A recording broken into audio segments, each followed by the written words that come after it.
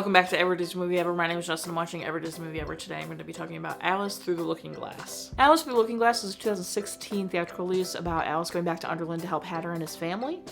It's directed by James Bobin, cinematography by Stuart Dryburgh, editing by Andrew Weisblum, music by Danny Elfman, and is written by Linda Woolverton, based off the books by Lewis Carroll. The film stars Mia Wasikowska as Alice, Johnny Depp as the Mad Hatter, Helena Bonham Carter as the Queen of Hearts, and Hathaway as the White Queen, and Sacha Baron Cohen as Time. It was announced in 2012. Bobin was approached to direct when he was filming Muppets Most Wanted. Bobin wanted a villain that was a twit, not just pure evil. He wrote it with Sacha Baron Cohen in mind. Though that's interesting because I wouldn't consider Time the villain, if I'm being honest. Principal photography began August 4th, 2014 and finished October 31st, 2014.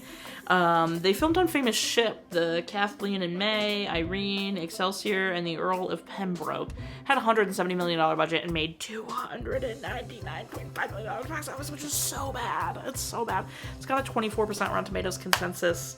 Alice Through the Looking Glass is just as visually impressive as its predecessor, but that isn't enough to cover for an underwhelming story that fails to live up to its classic characters. Yikes. Oh, 29% Rotten Tomatoes, excuse me. I don't know how some of the green screen and CGI is worse than The Jungle Book when they came out in the same year, but it is. The design of it is stunning. Like, the design of Time's, Clock Fortress, absolutely breathtaking. The design of a lot of this stuff, so stunning. But when Mia is walking, it looks fake when she's on a blue screen or green screen or whatever. So it's crazy to me that it looks a little fake when we just had The Jungle Book, which looked so real and it was completely fake. Crazy to me. However, a lot of the visuals are also absolutely stunning. So good. Holy cow. The design of the Sea of Time, absolutely crazy. So gorgeous. The music is good. I thought it was a good continuation of the first ones. The opening is wild. What an insane opening for this movie. A sea captain is not a job for a lady. My blood boiled. I was ready to punch her mom in the face. Time was a very interesting character. I didn't think Time was the villain. I didn't think his character was the villain at all yet. I think the evil queen was the villain. The Queen of Hearts was the villain. To be honest, I was kind of hooked to this because I've never seen it. I didn't see it in theaters or anything. So I didn't take a lot of notes. I think the parallels between Hatter and Alice were really well done. I think the Time stuff was messy and also kind of just made the movie event after event after event instead of making it, I don't know. I can see where critics are saying it falls flat of its characters and its predecessors. I can see that argument. I don't think it's 29% Rotten Tomatoes bad, but it's not as good as the first one, I'd say, and it also is just kind of event after event. She does learn something, but I don't know. It felt kind of, I do love at the end when she makes it in time. She's given that chance to come in during the signing and be like, no, my mom is my most important thing. I only get one mom and I only get so much time with her. So go ahead, mom, sign the thing. And her mom's like, hang on a second. That's all I ever needed you to hear. And so she's like, screw that. We're keeping the ship. Take our house. See what I care.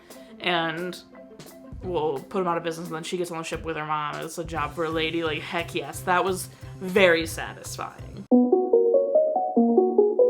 Andrew Scott, the man that you are. I love Andrew Scott so much, you guys. I don't care that he was a walk-on, walk-off on this. I was like, Andrew Scott!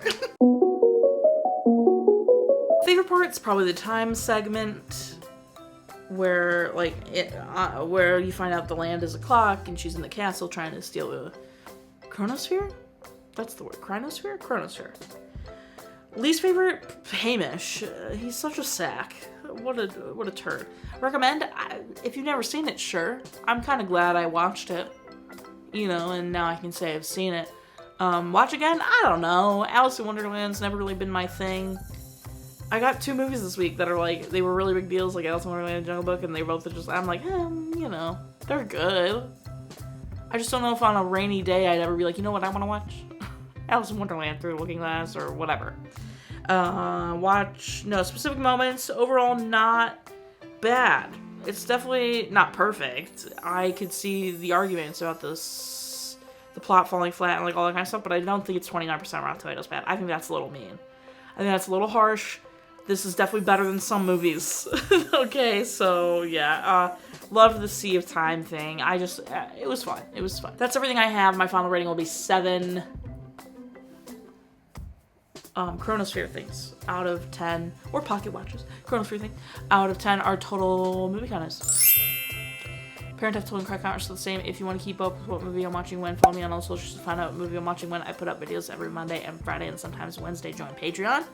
Got a tier starting at just $1. You get every video a week early. Tiers of that daily trivia, monthly postcards, bonus content, etc. Buy merch.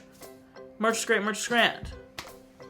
Until next time, kindly subscribe, but I'm not in charge of your life. You are, so do you, and don't be.